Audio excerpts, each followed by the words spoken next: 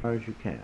Then you'll be in a position to take those waves between you and the shore that are going to be, the head of your path. You'll be able to have room to come in and maneuver through these things. If you're over too close to the shore, there's no room to maneuver.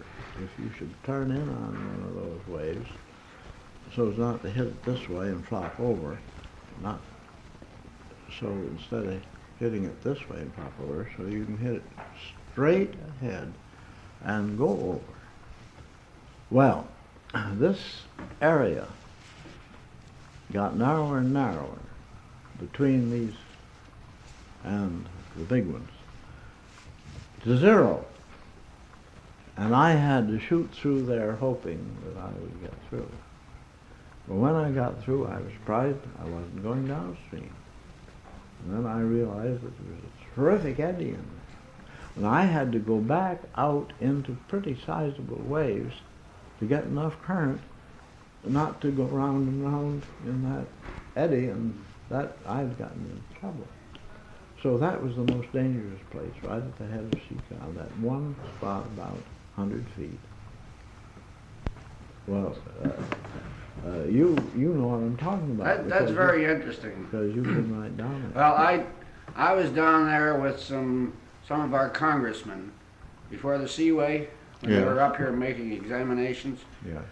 And they stood down at the base and looked up into the rapids, and they could just so sharp down there that water seemed to be,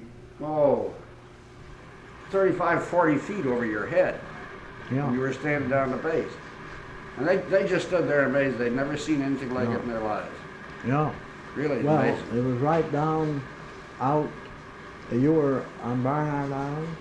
No, I was over on the Canadian side. On the, yeah. Well, you can appreciate then that finding the way down through there was a little difficult.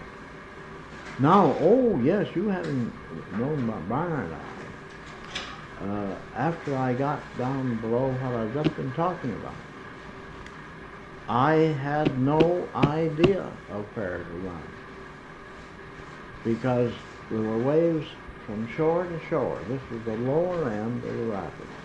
There were waves from shore to shore, and there was a chance for me to swing in to a little quiet water after this thing I've just been telling you about. And I went in there and rested. And I looked down to see what route to take. And all I knew was that there was something that Seaway had put in against Barnard Island. Now, where any artificial thing has gone in, I learned years before to avoid, because